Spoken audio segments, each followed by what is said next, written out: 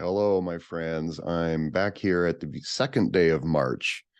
I suppose I could join everyone else and comment how quickly this year is already going, and I certainly feel that way.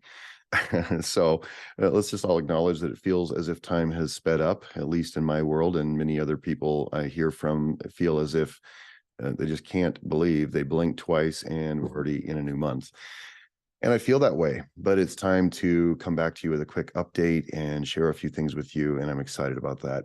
First of all, I've been in San Francisco, which has happened a lot more in the last year or so, but I was there to participate as a student in a transformational program called the Atlas Project, and it is intense and powerful. And I'm back. You can hear my voice is a little hoarse. There were a lot of deeply experiential processes to go through, and I'm going back next week for another 4 or 5 days of breakthrough. The first part's called Explore, and I love this. I've done this kind of work in my life and shared it with other people for years and years. And I told one of the trainers in this program that I felt as if I'm at about 97%. It feels as if the last 3 inches of stepping through previous beliefs, ideas, patterns, survival strategies that limit me from really experiencing and expressing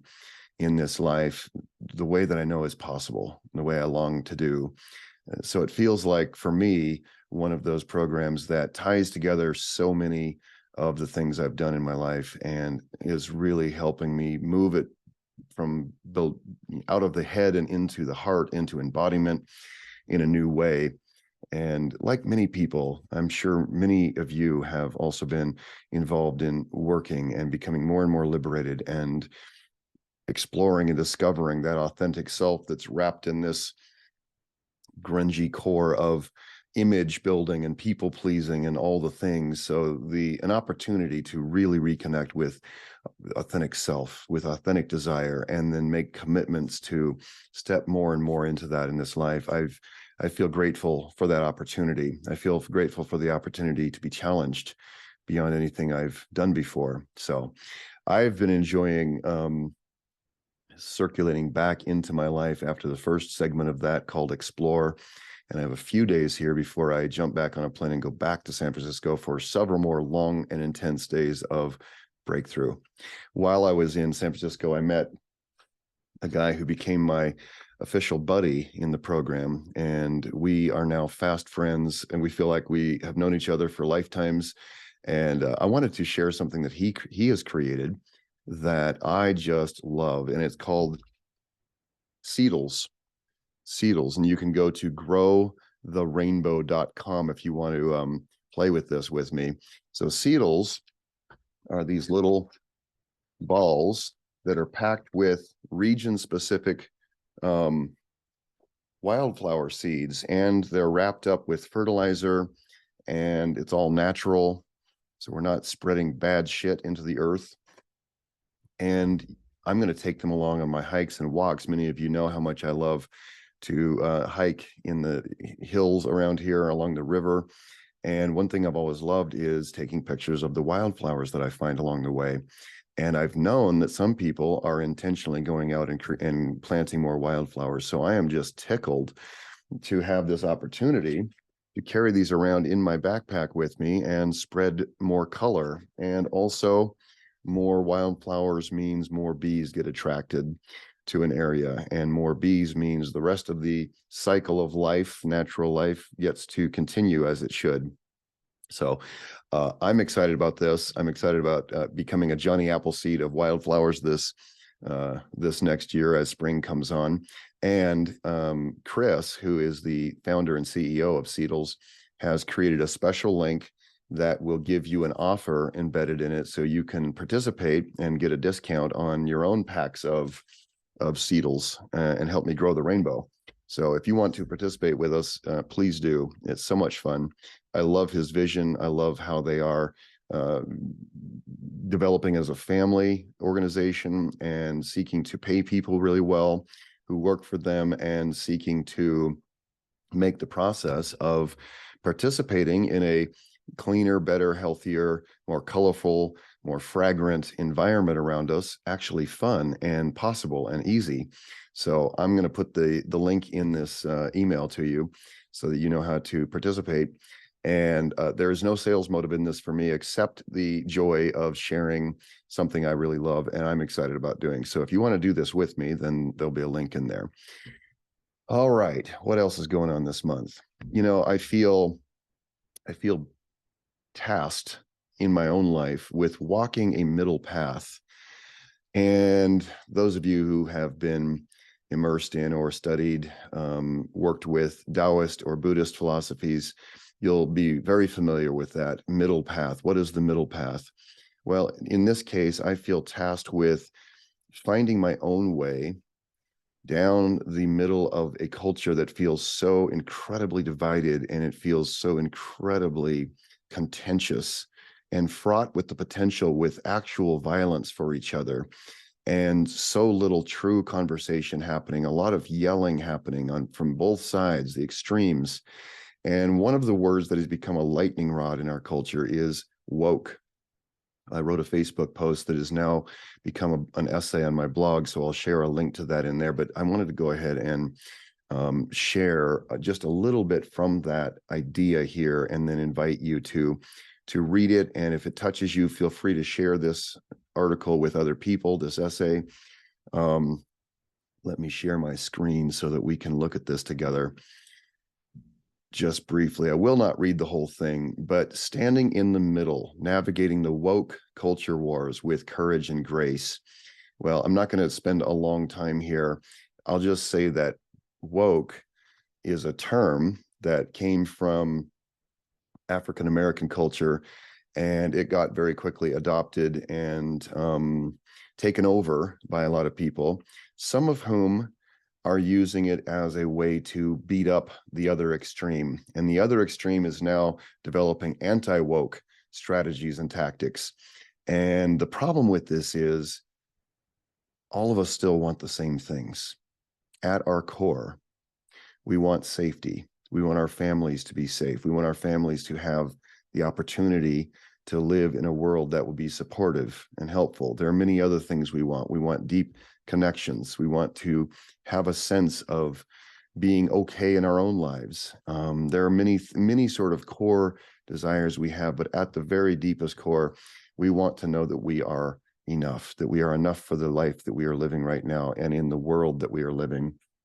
And I feel that much of the conflict that has developed around these ideas is actually a terrible distraction from what each of us really needs, which is we need to go more deeply into self-discovery. We need to find out what really matters to us. And then we need to embody that more and more in the world. And the degree to which I am projecting my inner conflict onto others in this world, the things that I haven't yet resolved, the fears, uncertainties, and biases that I have in my life, the more I'm projecting that onto other people, the other, creating the other, and pretending as though we don't all really want and need the same basic core things. To that degree, I'm distracting myself from incredibly important inner work, from incredibly important acts of courage, kindness, compassion, and healing that I need to take in myself and with those around me. I would love to invite you to read this article. Feel free to comment, feel free to agree or disagree. But what I would love to do is invite you to realize that this middle path is one of incredible tension when we're living in a culture that has these loud voices and these more and more powerful magnetic forces seeking to pull us into one extreme or the other. So standing in the middle, taking a stand. Many people will come back and say, well, it's important that we stand for something, that we stand against evil, that we stand, against oppression as we see it. And what's interesting to me is what I just said, standing against evil, oppression, that sort of thing. Both the far woke side and the far anti-woke side see the other extreme as the enemies of them, of the idea of true freedom, of true safety. We begin to create actual enemies to the point where we begin to be willing to actually physically fight them. to actually physically harm them, to wish for their failure and destruction. I understand that when we, when there are times of war, there are times when we must stand up. The Ukraine and Russia, I realize there'll be a lot of opinions about the right, the wrong, the bullshit about all of that. But my point is, there are times when we are called, much like the Shaolin monks in Asia, to stand up and actually defend, physically defend the people around us and our community. So I'm not suggesting that there's never a case for that. But what I am suggesting is that we are often being led to believe that we're in that kind of situation when what's called for is open-hearted communication with each other and ourselves, with looking for the common ground, with finding a way through together. So I've framed the tension now. And what I also want to say is that tension is not a bad thing. I differentiate between tension and stress this way. Tension is the experience of pressure. Let's say when you put an arrow into your bow and you knock it in the string and you begin to pull it back. That creates tension. It creates more and more tension the further you pull it back. Also, it's required. Without that tension, that arrow can go nowhere. It can't hit any target. So sometimes we're looking to relieve tension when what we really mean is we are looking to relieve stress, because I see stress as tension, but only in a misaligned situation. So pulling back that bow and arrow, if it's all out of alignment, I can't even really hold the tension that's needed to create forward movement. And as I'm holding it this way, it actually is really not aligned. And so it's much more difficult to hold. And it actually can create harm in my body. If I'm using tension, but in a misaligned way, I can actually hurt myself and have an injury as a result. So I'd like to reframe the idea of tension. If I'm feeling tension as I'm going through a process of self-discovery, finding out who I really am, what I really desire, what I really wish to create in this world, if I'm experiencing tension, that just means there's a distance between where I am and where I wish to go. And so by not resisting or seeking to break that tension so I can relax and get comfortable, by holding the space of tension, I can use it as creative fuel, as the energy I need to move past obstacles, to move past what seem to be impossible barriers. And join me in just thinking about our world. How many things feel so intransigent and so impossible to resolve? That's an opportunity to come into alignment by engaging in self-discovery, finding out who I am, finding out what I really desire, and ask myself, what do I wish to create? Who do I wish to be in this situation? Here are the circumstances. Who do I wish to be in the middle of this? What you're hearing me say is you're not being asked to join a side. You're asked to stand up in the middle of these sides that are clamoring for your attention and trying to enroll you. You are being asked to find out who you are and take a stand. I'm suggesting that standing in the middle is some of the hardest work we can ever do. I'm also suggesting that this is the most important work we can do because it returns the locus of control back where it belongs, which is in here, within me and within you. It does not abdicate the position of knowing that we are the creators of our own experience, of our own circumstances in life. In some way, we set the circumstance up and we are in it. And now, if it's challenging or difficult, we are asked, who will I be in the middle of this difficulty, in the middle of this tension, in the middle of what feels impossible to move beyond or through? I know that you've moved beyond or through many things in your life. I know that you have healed and grown and transformed, and you've broken through many times. I feel strongly that the times we are living in right now, when everything is feeling so destabilized, so at odds, so impossible to resolve, I'm suggesting to you that this is the time you chose to be born into, and you are enough. You are enough for this time. Now, the difference is your ego isn't enough, and neither is mine. Where we're being called to act in our ego, to strike out, to fight, to strive, to take up the cause that may or may not be completely true to ourselves, but if we become identified with it, we become more and more beholden to defend it, to argue for it, to fight against the other ideas. And what I'm suggesting to you is by coming back inside, coming back into who we really are, we can gain the clarity and the power and the courage to take one more step forward in the direction of what we know to be true. But the distinction is the ego self and the authentic self are quite different in their approach to this. The authentic self will come through in the end with a sense of peace, even if it has to take steps forward that are difficult or that people won't agree with, or that is going to create change in some way. The ego mind is always looking to protect its own image of itself, right? And so if we can differentiate between the two of those, and when we're presented with a strong impulse to join something or to jump on a campaign and fight for it or fight against someone, the question we can begin to ask is, who am I in the middle of this? What do I truly desire? What would I love to create? What would I love to create right here, right now? And I also want to invite you, as you're coming back within, as you're subtracting yourself from the turmoil, the uproar, you're finding that place of center and peace. You're listening deeply below the level of the mind and the ego, right into your heart, into who you really are. I'm inviting you to do that. And as you do, you're going to notice that there are those within your own arm's reach, probably including yourself. In fact, let's delete the word probably, definitely including yourself. There are those within your own arm's reach with whom you have influence, and you have responsibility for these, yourself and those who are close to you. And as you take steps forward in healing, in connecting, in nurturing, in growing within your own arm's reach, the ego mind wants to say, we are not enough. It's not enough to truly take care of myself, to truly heal and become quiet and take myself out of the turmoil so that I can get quiet long enough to really listen, really feel what's true. The ego mind wants to say we're not enough, and the problems out there are overwhelming, and we are headed for absolute catastrophe. The truth is that if you and I will make the changes,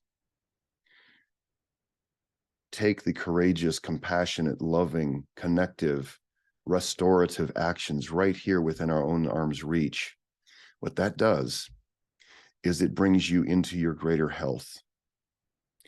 And as cells in this collective body, each one of us who comes into our true health, into our true expression of life that matters to us, to you and to me, we become healthy cells. And biology teaches us that a healthy cell has so much greater power to spread health to the cells around it than a disease cell has to spread disease. You and I each have healthy cells in our body right now, and we each have diseased cells. The fact is that because of the tremendous power of healthy cells to spread health, that line gets pushed back against disease every single day. If it didn't, we would already be dead. So I just want you to understand your power as a single cell in this collective cell, in this collective body of 8 billion other cells, let's say, on the planet. Your mind and the messages from our society and from the media and from everything else are telling us you're not enough. It's not enough if you become healthy. It's not enough if you're true to yourself. It's not enough if you take care of the things and the people who are within your own arm's reach. You need to look outside of that circle. You need to understand how dire things are, how terrible they are, how broken it is. And I'll just tell you this, and this is from personal experience. This is not read from a book or some theory somewhere. I know this to be true, that when I was in the worst mental health state of my life, feeling completely powerless, feeling completely turned upside down and torn apart, this simple principle changed my experience of life. To begin to look at what's within my own arm's reach, to realize that the environment that I live in, the environment that I create for myself to live in and for my family, it matters. That the time that I spend with myself every day in a practice of recentering and moving out of that layer of turmoil and fear and panic and urgency, just a little bit every day, moving down into that space where true, peaceful, simple feelings and messages can come through, guidance can come through, a sense of connection and safety can come through. As I do that, at first it felt so selfish. Am I ignoring all the problems in the world? Am I just retracting into my own little shell? I'm just going to take care of me and mine. And I got the clear message, absolutely not. In fact, that is the only thing, that this is the only place I can be truly effective. And I began to experiment with that. What if I do look around within my own arm's reach and say, what is my responsibility here? What is the need here? As I began to do that, my sense of being capable began to change. My sense of being able to take the next step forward on the path began to improve. I began to see the connection in the eyes of my children and my close friends and the people who I was actually connected to who needed something, including myself. So this message is an invitation to you to remove yourself, even if it's just for a few minutes a day, from the news, from the messages that you're not enough and that you need the power of some great organization or some great movement to help you feel safe and certain about what's coming. The fact is, we're living through times of such incredible change that we cannot be certain. Our logical minds cannot reach forward far enough or read enough articles or listen to enough podcasts to gain enough information so that we can make decisions that will make us feel completely certain. So during times of tremendous change and destabilization, and those things happen when old imbalances are seeking to right themselves, when the old systems that have been in place for so long that keep imbalance in place, as those begin to right themselves, the structures, the businesses and government programs and ideas and habits and communities and interpersonal relationships, interracial relationships, financial things, those things that have been built on this platform that was not stable or balanced, as that comes even again, those things that were now straight up and standing strong, they have to adapt. They have to also rebalance, or they have to fall. As we go through a time during which that is happening, it is happening right now all around us on so many different levels that it's difficult to gain a sense of solid ground underneath our feet. And this is why my invitation today, this is why I'm inviting you to take a stand in the middle of your own life. Find out who you really are. Build practices that remind you daily and support and restore you in the sense of, this is who I really am. This is what matters to me. This is the kind of world that I wish to create. And then begin creating it immediately within your own arm's reach, not waiting for the government to have the right party in it or to pass the right laws so that these things can become possible. What you'll find is that by making the commitment to yourself and then taking the action forward, what you'll find is that you gain a sense of greater power, of where that locus of control is now inside. It's where it belongs, rather than always being at the mercy of these exterior forces. And to support you in that, to bring you back to things that matter and to give you experiences, having your hand held, we all need that at times, of returning to that quiet, deep, resourceful, joyful, grounded inner place where health, physical health, mental health, emotional health, spiritual health can be restored, where we feel safe, where we feel like we can be seen as we really are. I call it the green zone. It's a nervous system state. It's called the ventral vagal state. And we work with that a lot. I want to invite you to join me in these experiences. That we do them every month regularly at the Heal Plus Create community. And let me go ahead and share my screen so I can show you that. The first of these is coming up on March 11th, and this is with my dear friend, Paul David Shea. It's called Reset and Rebalance. He uses Qigong movements, gentle yoga movements, breathing and meditative practices. And this has the power, spend an hour with us. It has the power to bring you back into that central place. If you already have a meditation practice, a yoga practice, that's wonderful. And I invite you to join in with us as a community, experiencing it together, because there's some kind of special energy that happens as we gather during a live experience together. We are making an investment in each other and in ourselves and in this path into the center place. So there's that. If you're already a member of the Heal Plus Create community as a core member, I'll put links to this in the email, then all you have to do is click RSVP. You have to log in and then you click RSVP. This is wonderful because this is already included in your core membership. If you're not a member, that doesn't mean you can't join us. We've set these up where you can buy a one-off ticket. You can just do these things one at a time if you like. Now, you might notice that our core members are only spending $14.99 a month for this entire program, including our community platform. The new app will be out soon, so you can connect and use the courses and read the articles and connect with your groups through the app, but you can do that right now through your computer. And you don't have to stay outside. If you want to join us and participate with us, participate in the community, participate in these experiences, and meet the eyes of fellow humans who are committed to their own growth and healing and to their own creative expression, that's what this is really all about. So I would like to invite you, if you already are a member, RSVP and join us. Make sure you're logged in first. That way it'll recognize you. If you aren't a member yet and you just want to put your toe in, grab a ticket, join us. And you'll see that we have another couple of things coming up this month. And this is for our general Heal Plus Create community. We have Breathe Your Way Home. It's breath work. It's an intense experience with Scott Stabile, and he leads it so beautifully and gently, leads us through what is an intense experience of using our own breath to find our way home, to find our way back to that center place.